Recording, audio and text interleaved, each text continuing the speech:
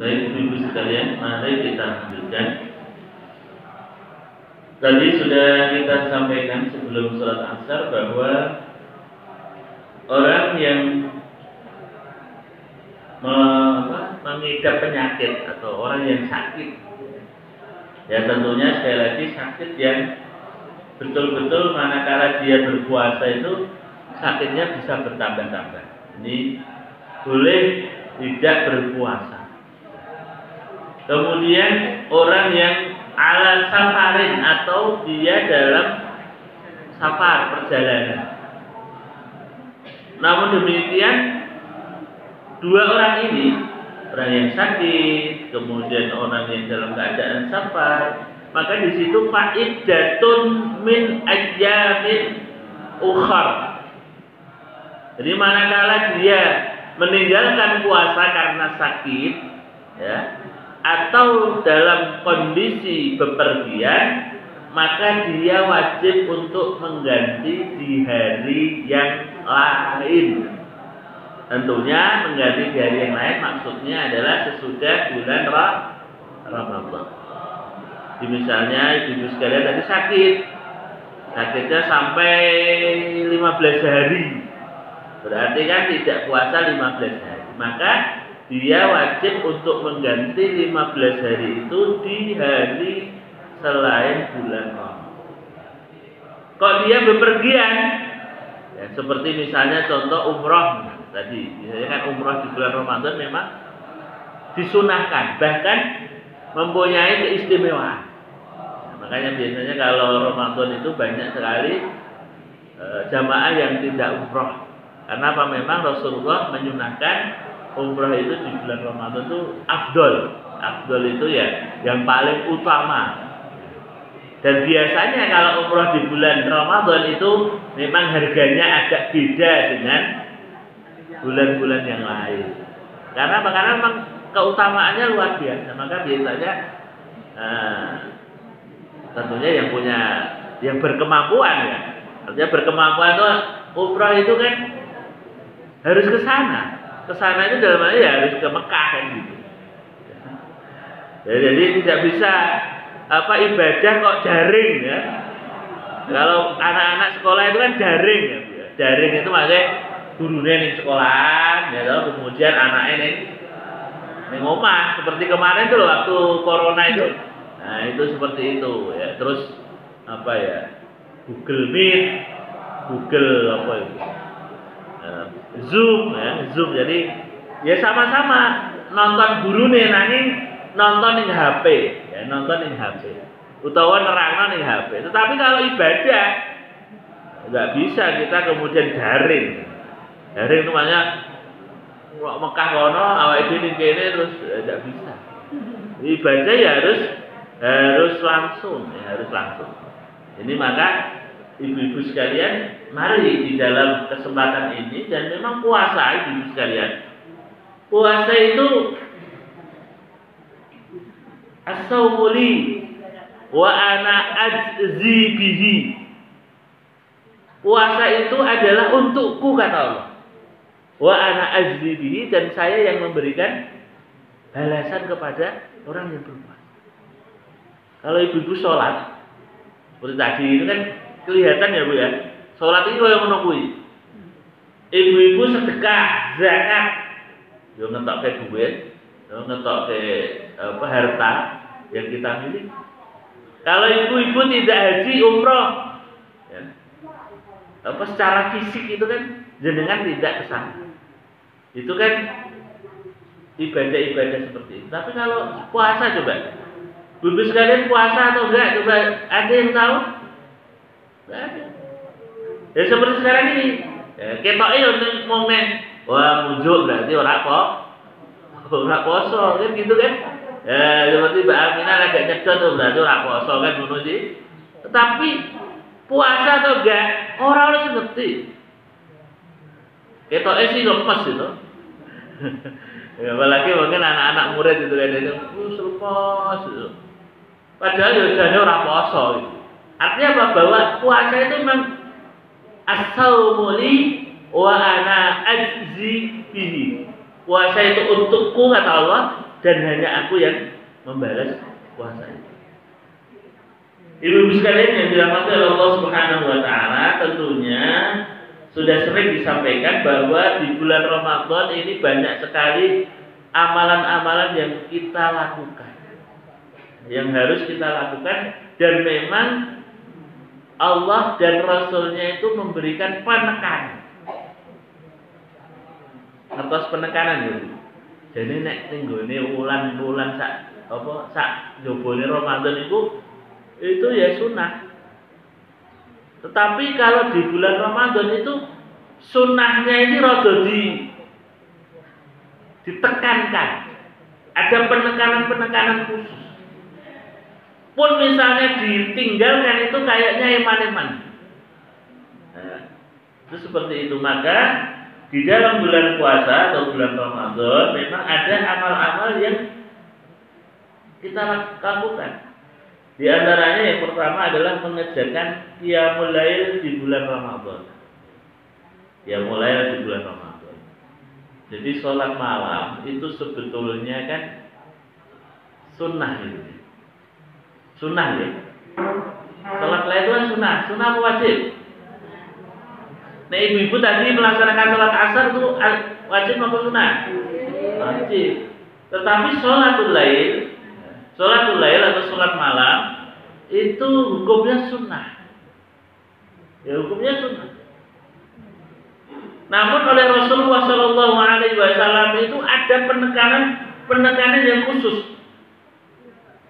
Nah, ini nanti bisa dipersani dalam sebuah hadis ya, nanti bisa dilihat. Ini hadisnya ya, nanti saya bacakan. Tidak usah ditulis, tidak usah ditulis, nanti ditulis sendiri. Saya pengen nulis nanti sama saya. Wa an Aisyah radhiyallahu anhu qalat kana Nabi sallallahu alaihi wasallam yaqumu minal laili hatta tatafattara qadamahu. Faqultu lahu lima tasna'u hadha ya Rasulullah? Faqad ghufira laka ma taqaddama min dzambika wa ma ta'akhkhar. Qala afala akuna 'abdan syakur.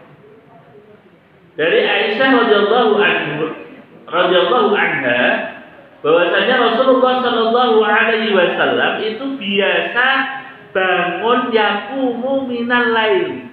Terbiasa bangun di tengah malam. Hatta tatafattara qadamah.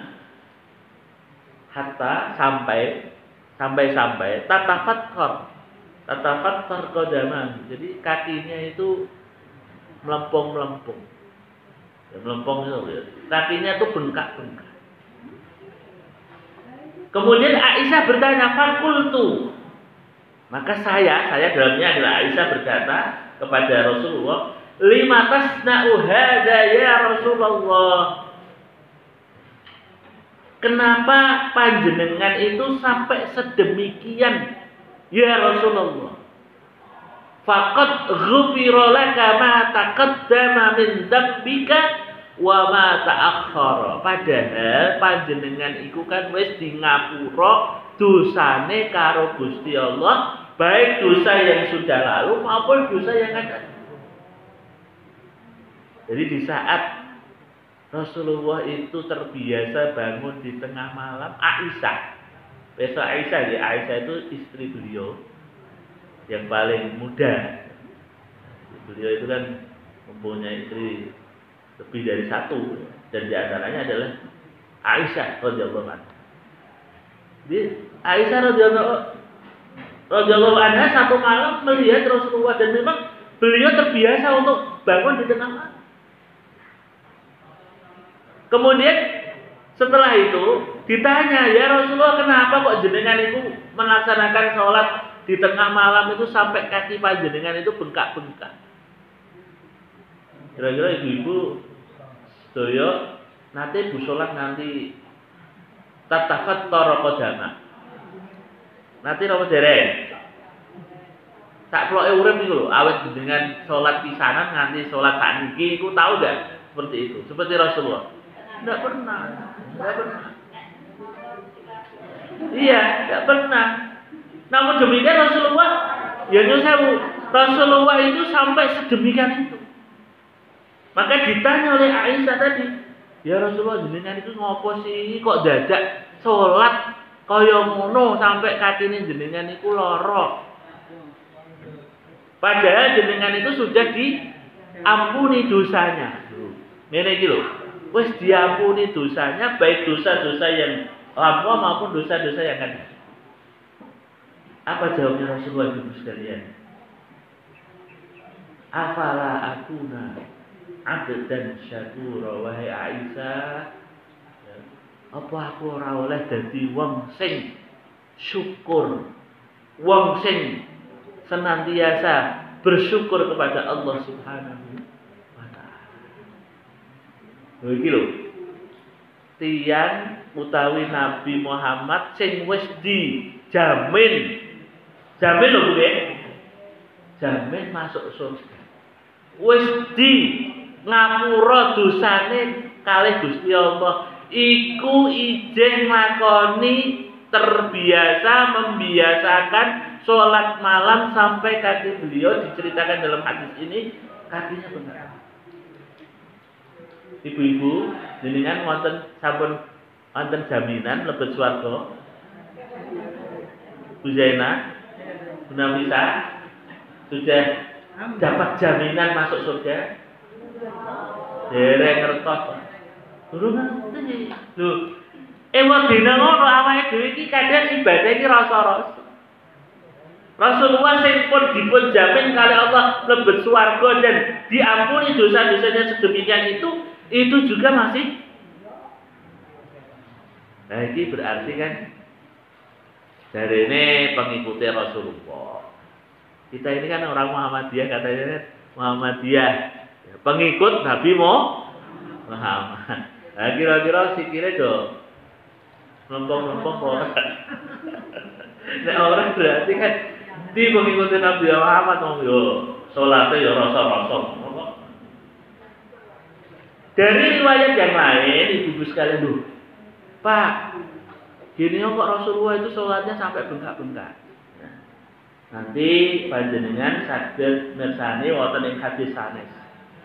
An Hudzaifah radhiyallahu anhu qala shallaitu ma'an Nabiy sallallahu alaihi wasallam zata lailatin faftahal baqarata faqultu yarfa'u indal mi'ah thumma madha faqultu yusalli biha fi rak'atin famadha faqultu yarka'u biha thumma iftaha an-nisa faqara'aha thumma aftaha Ali Imran faqara'aha hatta yaqra'u murattilan idza marra bi ayatin fiha tusabbihu wa nusabbih wa idza marra bi su'alin sa'ala ingkang atosipun rasa dawa-dawa karena hadisnya panjang sing inti ya dari Hudzaifah radhiyallahu anhu pada suatu malam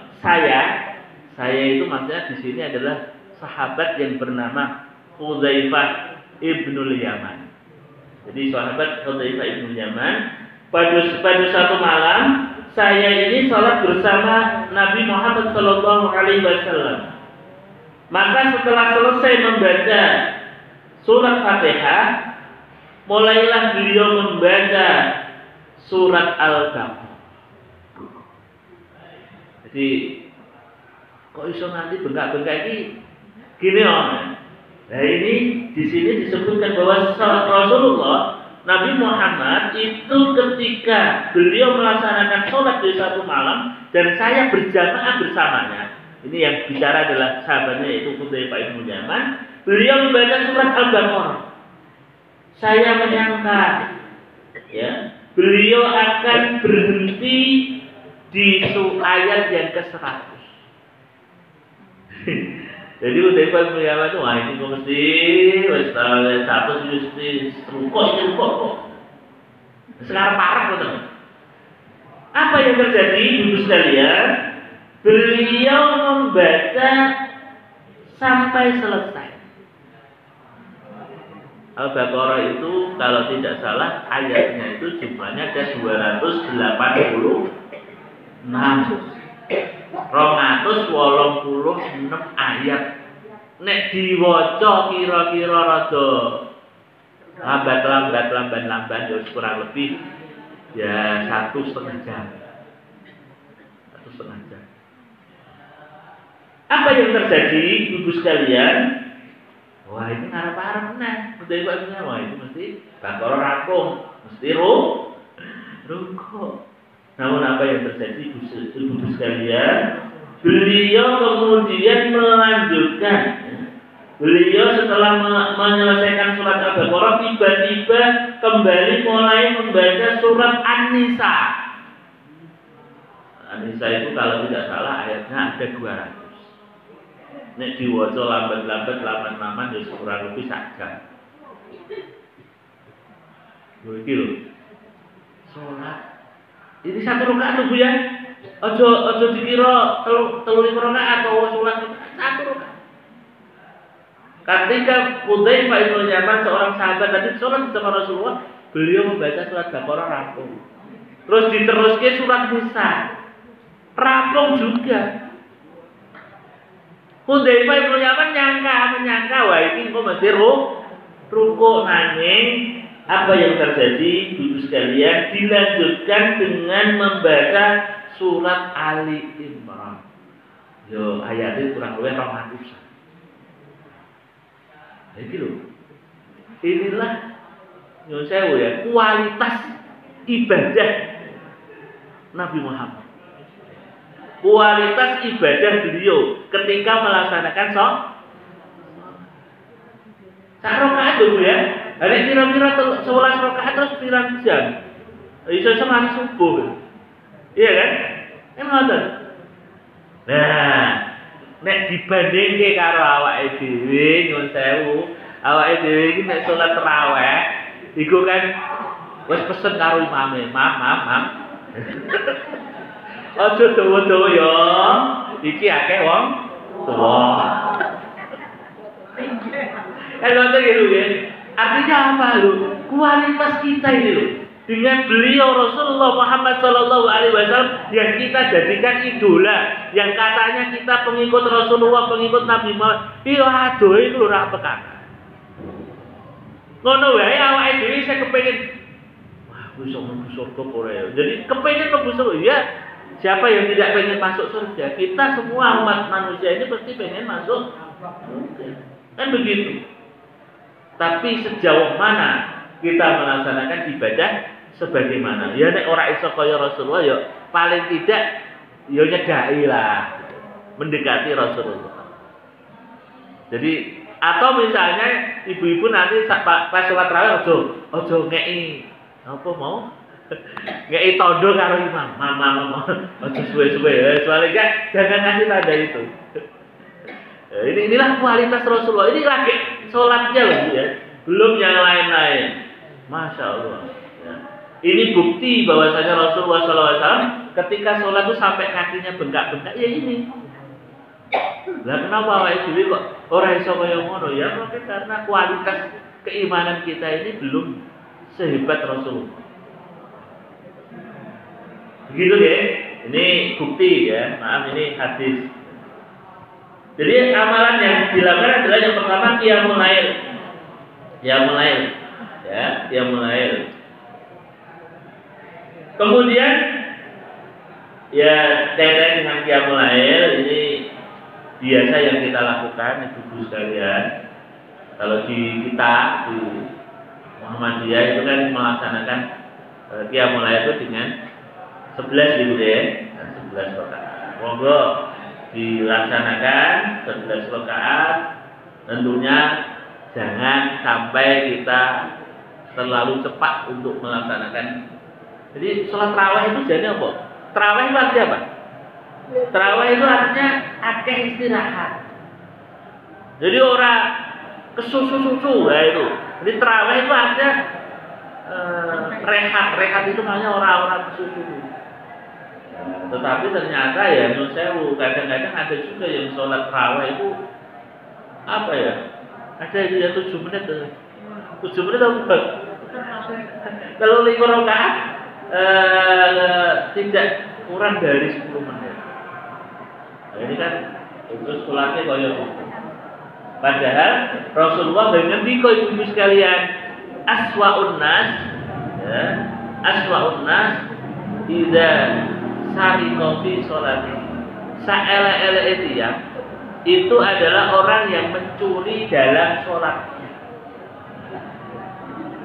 Duh, Pak, kok iso nyolong, kok sholat kok nyolong? Apa maksudnya? Beliau mengatakan orang-orang yang tidak menunaikan sholat dengan khusyuk, ya. Orang-orang yang tidak melaksanakan, tidak menyempurnakan rukuk dan sujudnya, itulah orang-orang yang mencuri dalam sholat. Jadi rukuk sujud itu kaya kilat, dari kilat, ya. Secepat kilat. Ya. Tadi tidak lebih dari 10 menit. Padahal 23 rakaat. Rasulullah wae sak rakaat dhewe mau maca Baqarah, maca Ali Imran, maca Nisa. Nah, kita ini sholat tarawih kok 23 rakaat kok mau 10 menit. Itu kan terus sing diwaca apa? Terus kemudian gerakannya bagaimana? Padahal Rasulullah mengatakan kita ini harus menyempurnakan rukuk. Jadi ketika kita rukuk itu harus tumak nina. Kertas tumak nina ya. Tumak nina itu anteng itu maksudnya antara gerakan satu dengan gerakan yang lain itu tidak tergesa-gesa, itu namanya tumak nina. Dan awal dia yang mau sholat itu apa? Nah itu berarti kata Rasulullah itu adalah orang yang mencuri di dalam sholat. Ibu-ibu sekalian yang dirahmati Allah Subhanahu wa taala, kemudian di dalam puasa kita disunahkan untuk mengakhirkan makan di waktu sahur. Apa dasarnya? Rasulullah Shallallahu alaihi wasallam bersabda, An Sahli ibn Sa'id radhiyallahu anhu qala, "Kuntu atasahharu fi ahli." Thumma takunu sur'ati an adrikan nas as-sujudah ma'a Rasulillah sallallahu alaihi wasallam. Ya. Jadi di dalam hadis Rasulullah sallallahu alaihi wasallam dari Sahal bin Sa'ad radhiyallahu anhu berkata, saya makan sahur di keluarga saya. Kemudian saya berangkat dan buru-buru sehingga saya mendapatkan sujud pada sholat subuh bersama Rasulullah Sallallahu alaihi wasallam. Artinya di sini ibu sekalian, memang Rasulullah itu membiasakan untuk ajjalul iftar wa takhir sahur, menyegerakan berbuka kemudian mengakhirkan waktu sahur. Jadi kalau misalnya sekarang ini subuh jam itu 4:30 ya. Dan subuh itu jam 4:30 lebih sedikit. Nah, berarti kita ini kalau mengakhirkan sahur ya kurang lebih 15 menit sebelum sholat subuh dilaksanakan. Jadi kurang lebih ya antara 4 ya jam 4 jam 4:15 lah. Pak, aku nek koyo ngono koyo malah susu malah keselek-selek. Nah ini sekali lagi ini adalah memang sunnah Rasulullah itu beliau senantiasa mengakhirkan sahur. Jadi maka kaitannya dengan sahur biasanya kan ada uing-uing. Tahu uing-uing ya? Kalau puasa itu kan ada tanda apa imsak. Jadi pada hakikatnya ibu sekalian, imsak itu adalah waktu subuh. Maksudnya apa? Panjenengan berhenti makan sahur itu adalah imsaknya itu sampai azan subuh. Nah, sekarang kenapa Pak kok ada? Biasanya kan 5 menit sampai 7 menit sebelum subuh itu kan ono obo-obo. Nah, ada sirna. Itu kan hanya pengingat. Tetapi pada hakikatnya ibu sekalian panjenengan tasih saged melaksanakan makan sahur sampai kemudian tadi subuh. Ya, jadi kalau belum azan subuh maka insya Allah kita tetap bisa melaksanakan sahur. Jadi jangan khawatir. Jadi mengakhirkan sahur. Ya. Jadi dengan sahur ampun jam 12 gitu. Nah, maksud mana Pak jam 12 mau direk ora tangi. Ora dadak kok jam jadi. Kemudian yang ketiga ibu sekalian menyegerakan untuk berbuka. Ya tadi menyegerakan buka kemudian mengakhirkan sahur. Ini adalah kebiasaan Rasulullah Shallallahu Alaihi Wasallam. Kemudian yang keempat, berdoa ketika berbuka puasa dengan doa yang dituntunkan yang menunjukkan kepada rasa syukur kepada Allah. Jadi di sini nanti ibu sekalian saya berikan sebuah doa yang biasa diamalkan oleh Rasulullah. Doanya bagaimana? Ini sebagaimana hadis Rasulullah. Ani bin Umar qala kana Rasulullah sallallahu alaihi wasallam idza aftara qala dhahabat doma'u wa batallatil uruqu wa habatal ajru insya Allah. Artinya dari Ibnu Umar radhiyallahu anhu diriwayatkan bahwa ia berkata, apabila Rasulullah sallallahu alaihi wasallam berbuka, dia berdoa dengan doa zahabal doma'u wa batallatil uruqu wa tabatal ajru insyaallah, yang artinya hilanglah rasa haus dan basahlah urat-urat tenggorokan dan insyaallah dengan berpuasa mendapatkan pahala dari Allah Subhanahu wa taala. Hadis riwayat dari Abu Dawud. Jadi ibu sekalian, monggo nanti dibiasakan dengan doa ini. Apa-apa gitu ya? Zahabat doma'u wa batalatil uruqu wa habatal ajru insyaallah. Ini apa ya? Saya dapatkan tuntunan ibadah Ramadan ini dari Majelis Tarjih dan Tajdid pimpinan pusat Muhammad. Ya, jadi orang baik-baik, mulai dengan takut. Nah, nanti tanya ke sini Majelis Tarjih Tajdid. Jadi, itu gaweannya Ustaz malam, enggak? Ya, jadi, itu dibaca setelah dibuka.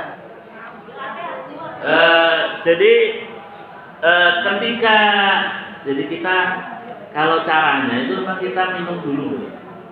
Kita minum dulu, kemudian di situ kita kemudian berdoa.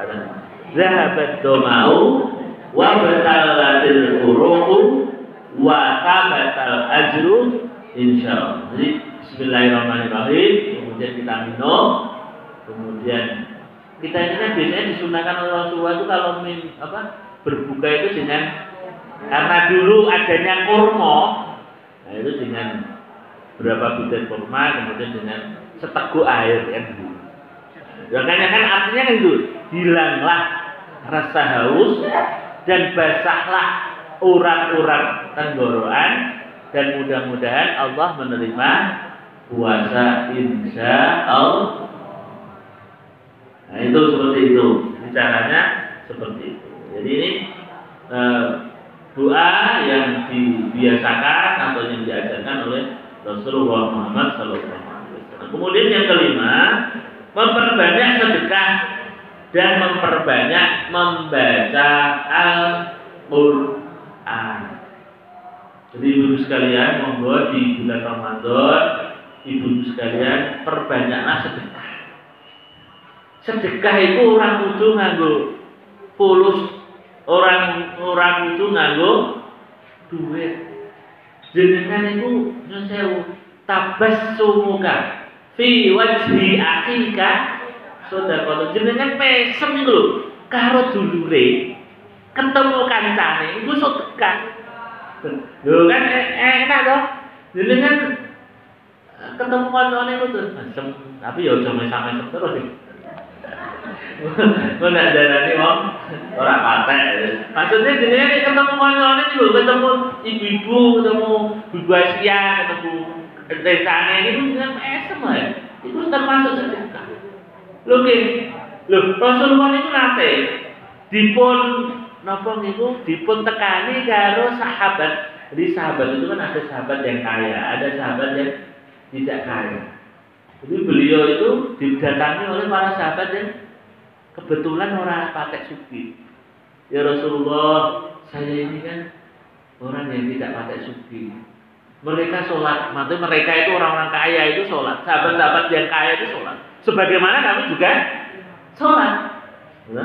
Mereka pun puasa, kami juga pun puasa. Nangis dewe maksudnya wong sugih mau utawa sahabat yang kaya tadi itu mereka bisa bersedekah dengan kelebihan harta. Apa kata Rasulullah? Wahai sahabatku, ketahuilah sedekah kuwi ora mung nganggo. Apa kata Rasulullah?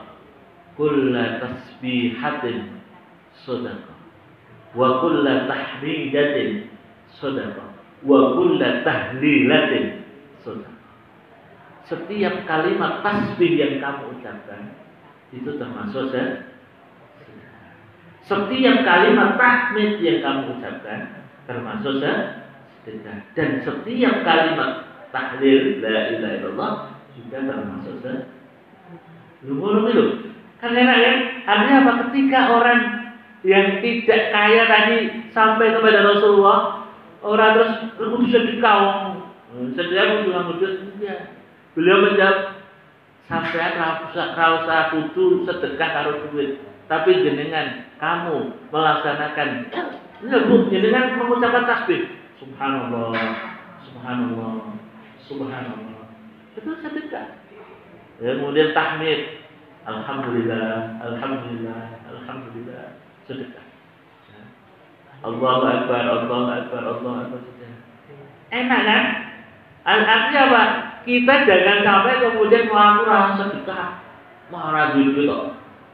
Nah, jadi kan orang duit sedekah karo tasbih, tahmid, takbir, tahlil. Oh ya kepenak. Jadi kan tadi bersenyum atau tersenyum kepada saudaranya sesama seorang muslim itu sudah sedekah. Cuman kadang-kadang angel ya, angel loh, awalnya jadi gitu.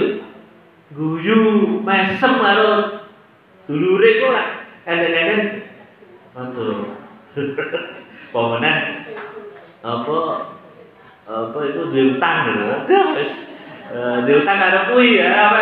Iya Pak mesem aku diutang karo kuwi aku nak kepenak. Iso malah kan ngoten.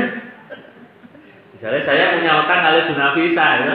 Aku ra iso mesem karo Bu Nafisa, aku isine kepengen apa wedi karo Bu Nafisa.